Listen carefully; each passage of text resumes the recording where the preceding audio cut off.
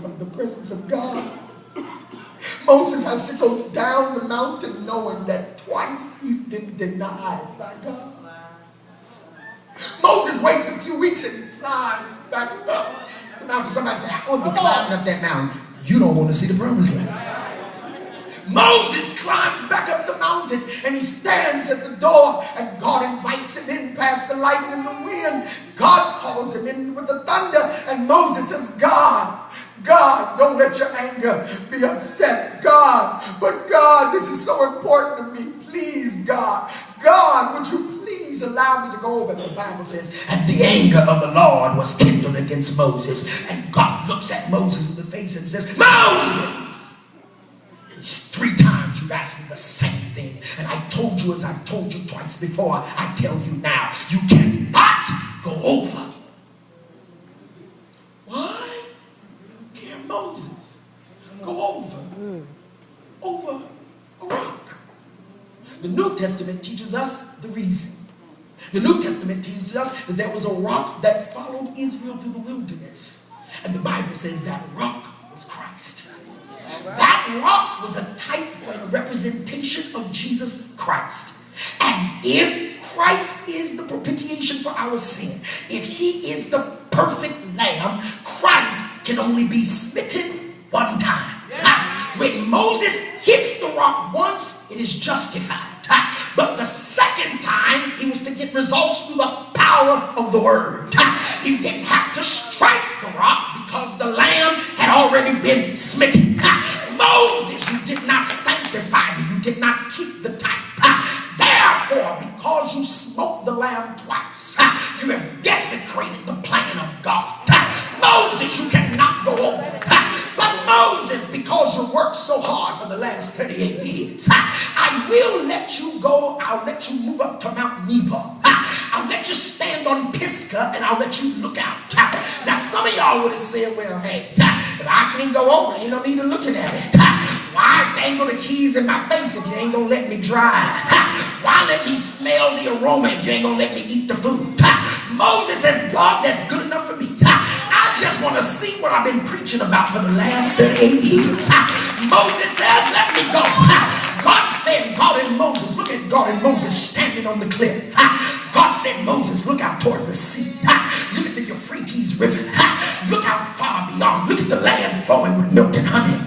Moses will spend the next 2 years, even though he knows he cannot go. He's been denied. But he prepares a people to go somewhere he knows he can't go. I give Moses great kudos, because some of y'all would have said, well, if I can't go, ain't nobody going. Y'all the reason I got killed. Y'all the reason I got messed up. So if y'all didn't do me right, I ain't doing y'all right. But Moses had such integrity. Thank you, young man, for preaching earlier. Moses had such integrity that Moses says, even though I cannot go, I will prepare a people to go to a place that I can't go. Moses spends the next 2 years, and that's where we have the book of Deuteronomy. The word Deuteronomy, it means the rehearsal.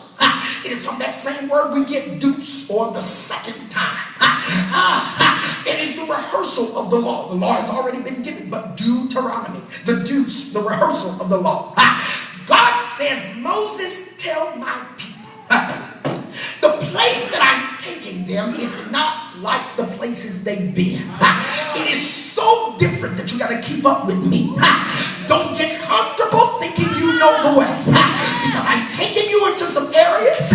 I'm going to let you traffic in some venues. I'm going to let you experience some things you've never experienced before.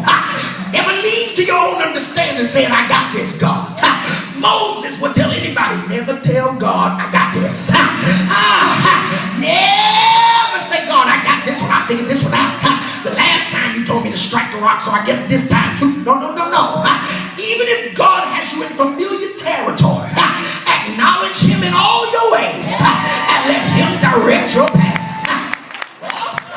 Moses now stands, and Moses tells the people, God is going to set before you 2 things, blessings and curses. If that is a powerful word. It is the beginning of a prepositional phrase. It's a two-letter word that's very powerful that many people skip over in the scripture. If. We love to say, God gonna bless me, but the Bible says, if you be willing and obedient, you shall eat the good of the land. We love to say, God's gonna heal the land, but God said, if my people who are called by my name will humble themselves in prayer. Woo, church. Some of you don't understand the power of if. It means you got to make a decision. You got to stand at the door of decision. If you choose right, you shall walk in the favor of God, and you don't have to chase blessings. Blessings will overtake you.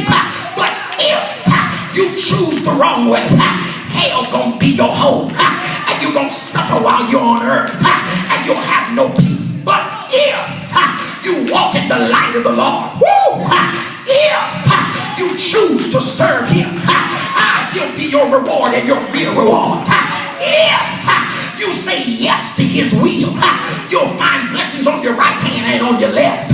But if you choose to walk, the Bible says God called Israel a whore. W-H-O-R-E. The Bible is a biblical term, whore. Where I come from, we drop the W, we drop the R and the E.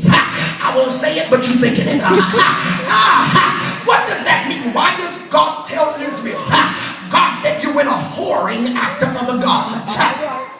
God said what was special between me and you, what was intimate between me and you have now given that affection to another God. You give that affection to a God that has eyes but he cannot see. He's got ears but he can't hear your prayers.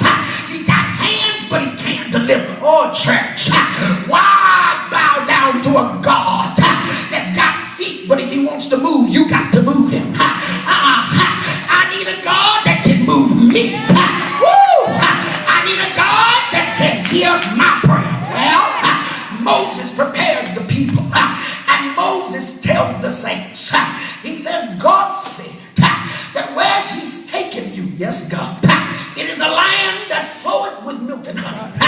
God said, it is a land, yes, God, that's got hills and valleys. It's not flat desert land. Egypt had to be irrigated, but God tells Israel, where I'm taking you, my eyes are on this land, yes, God, and not only is my eyes on this land, but I'm concerned about the occupants of the land. You see, Pastor Jacobs, I recognize that in my life, that there's certain seasons I look for. There's certain times I expect blessings. I figured out that September happens to be my month. Now, I was born in the month of June, but I recognize that blessings hit me in September. My first major car, my good car, got it in September. Condo, got it in September. First career job, got it in September. I had a tumor on my lower right abdomen. I got healed in